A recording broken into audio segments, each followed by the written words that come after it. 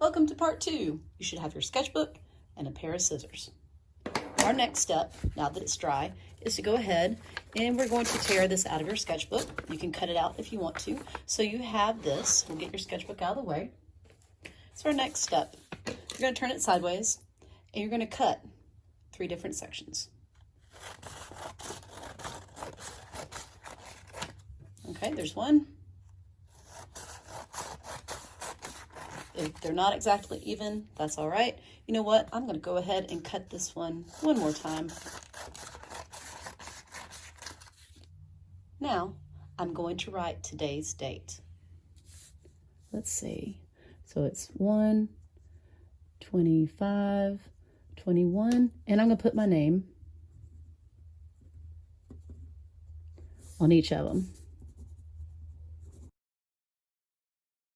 The other thing you want to write is what period you are. Before we get started, besides your name, the date, the period, you're going to also want to write the brand of watercolor that you're using. This will help you out a ton for future reference. So this is Praying. I'm just going to put Praying. You'll write that on each of your sheets. For this next part, you'll need some tape. And you're going to pick this first strip, the one we're going to put on our window, and you're going to place the tape so that it hangs over the back side. And then we're going to stick it on my classroom window where this part faces the outside so the sunlight can hit it.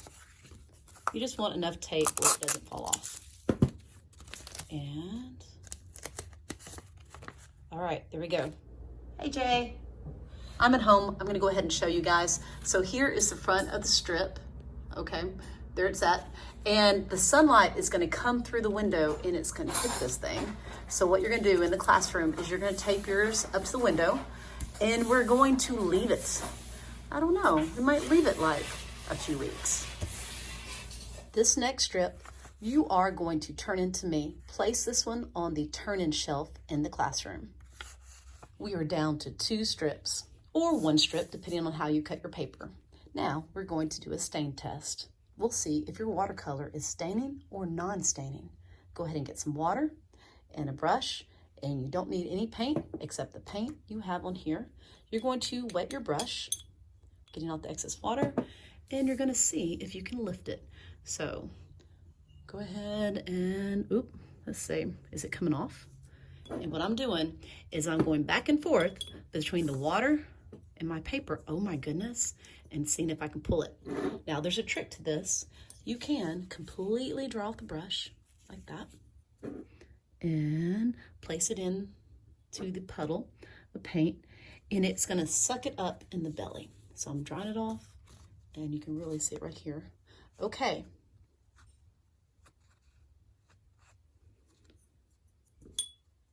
And if this is starting to tear up your paper, let it sit and go on to the next spot. So I don't care what design you want. You're just gonna see if you can lift it. So we got our puddle of water, brush off the brush, wipe it off. So if the brush is dry, it's gonna act like a little mini vacuum cleaner.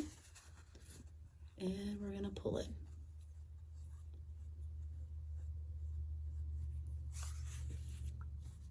Wipe it off. And there'll be a time when it's hard to see. This part right here is kind of hard to see. Now, if you want to try it with a paper towel too, you can. So what I'm doing, I'm just soaking it up. I'm gonna let that sit for a second. I'll go this other spot. You can do whatever little design you want. What you're doing is you're just placing water back onto the dried paint. Don't do the whole area, just do some of it because we want to compare. You can take your paper towel and blot it if you want to. Okay, so this one looks like it has a little bit of stain. I'll see if I can lighten those in a second. So you see how it's getting lighter?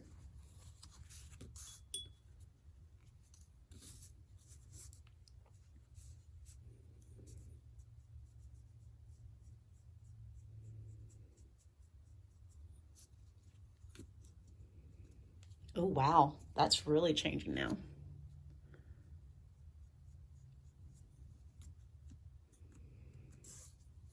This is the same paint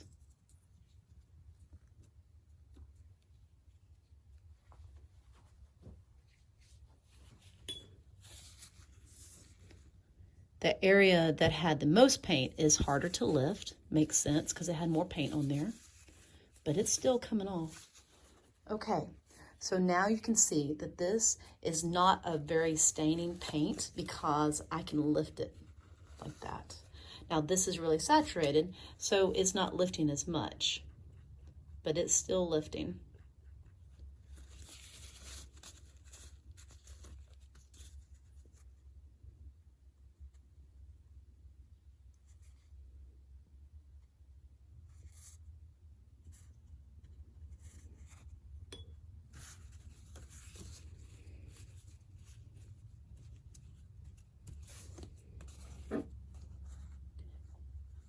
This is a non-staining